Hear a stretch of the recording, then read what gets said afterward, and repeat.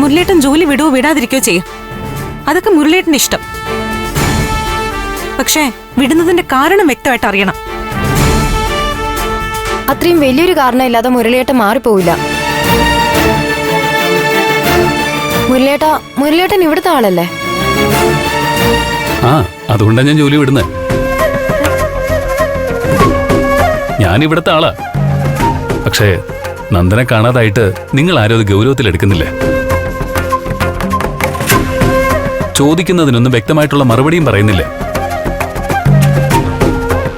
ഇനിയും നന്ദനെ ഞാൻ അന്വേഷിക്കാൻ പോവാ.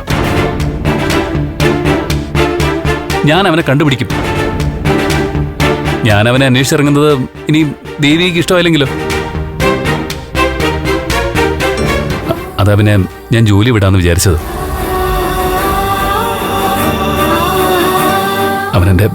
അവനെന്റെ കൂട്ടുകാരനല്ല, കൂടപ്പിറപ്പാ.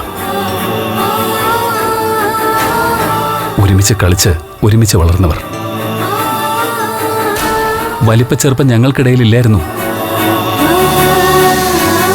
അവൻ അറിയാത്ത കാര്യങ്ങൾ എനിക്കോ ഞാൻ അറിയാത്ത കാര്യങ്ങൾ അവനും ഇല്ലായിരുന്നു. പക്ഷേ ഇപ്പോ അവനെ കാണാതായിട്ട് എനിക്കൊന്നും ചെയ്യാൻ പറ്റുന്നില്ല.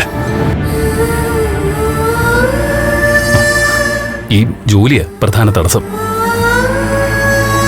ദേവികയുടെ ഇഷ്ടാനിഷ്ടങ്ങൾ നോക്കിയല്ലേ എന്തും പ്രവർത്തിക്കാൻ പറ്റൂ.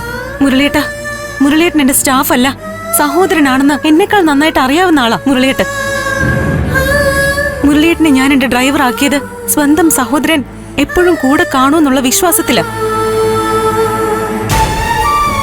ഏറ്റവും പ്രതിസന്ധി ഘട്ടത്തിൽ ആ സഹോദരൻ ഒരു കാരണം കണ്ടുപിടിച്ച് എന്നെ ഒറ്റയ്ക്കാക്കി പോവുക. ശരി മുരളിയേട്ട, പൊക്കോ. അല്ല ദേവിക, ഞാൻ കുഴപ്പമില്ല മുരളിയേട്ട. മുരളിയേട്ടൻ ജോലി വിട്ടോ. സ്വാതന്ത്ര്യവും സമാധാനവും ശാന്തിയും ഒക്കെ ആസ്വദിക്കേ. ദേവിക, ഞാൻ അങ്ങനെയല്ല പറഞ്ഞത്.